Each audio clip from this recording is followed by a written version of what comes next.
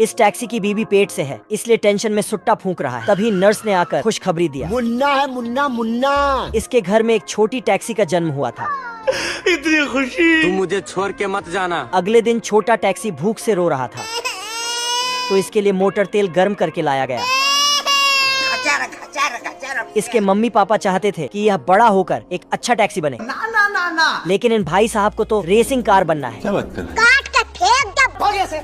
गुस्सा होकर छोटा टैक्सी कमरे में आया। अंदर इसने रेसिंग कार का पूरा जुगाड़ बना रखा है। लेकिन ये साला कर क्या रहा है यहाँ पे? छोटा टैक्सी ने खुद को मॉडिफाई कर लिया। ये क्या हो गया? छोटा टैक्सी के बाप ने इसकी डिग्गी खोला 50 बार बोल रहे हैं, पढ़ाई लिखाई में ध्यान लगाओ, IAS बनो, और घर में बंद कर दिया। तो छोटा टैक्सी खिड़की से भागा।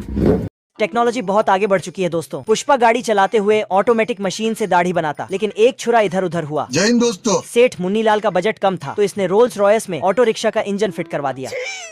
ये कार कारों की नोरा फतेही है। माशाअल्लाह, सुभान अल्लाह, क्या कारीगरी है। मजनू बटन दबाता तो उसकी महबूबा उसके बाहों में आ जाती। इस कार का आविष्कार जलने वाले रिश्तेदारों के लिए किया गया है। हिला डाला ना। इस गाड़ी का हॉर्न भी गजब है। ये गाड़ी जमीन पर भी चलती है और पहाड़ पर भी चढ़ जाती है। देखिए दुर्राटे काट रही हो। साला मिस्त्री इंजन को अंदर लगाना भूल गया, तो ये भाई साहब अपना इंजन लटका के घूम रहा है। दोस्तों वीडियो को इस बतख ने चुपके से अपना अंडा मुर्गी के अंडों के साथ रख दिया और फिर वहाँ से चुपके से धीरे धीरे निकल जाती है। थोड़ी देर बाद मुर्गा और मुर्गी पार्टी करके निकलता है और अंडों को उठा के चेक करता है। फिर सभी अंडों में गुदगुदी करने लगती है, जिससे बच्चे बाहर आने लगते हैं। मुन्ना है मुन्ना मुन्ना। लेकिन एक अंडा से काला बतख निकल जाता है, कुछ न कुछ तो गड़बड़ जरूर है। जिसके बाद मुर्गा और मुर्गी के बीच झगड़ा शुरू हो जाता है। बाबू आप क्लियर कर लो यार। नहीं आप क्लियर कर लो, बहुत हो गया यार। ये दोनों का वर्ल्ड वॉर चालू हो गया। हम्बा हम्बा रम्बा रम्बा कम्बा कम्बा। तभी बतख एक चिट्ठी देता है। इसे पढ़ने के बाद वर्ल्ड वॉर 2 चालू हो जाता है। उठा के पटकूंगा। तभी मुर्गी ने मुर्गा को एक थप्पड़ दे दिया।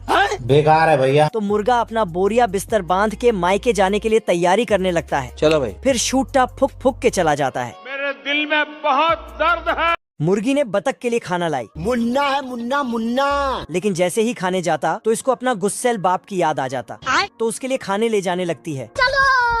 इधर मुर्गा बीड़ी पी रहा था। अच्छा। बतख इसके लिए खाना लाती है, लेकिन इसने इसको लात मार के भगा दिया। तभी मोहल्ले के मुर्गियाँ आके सारा खाना खा जाती है। फिर एक फूल लेके जाती है, लेकिन मुर्गा ने उसे फूंक के उड़ा दिया। मैं मरी जाऊंगा भगवान।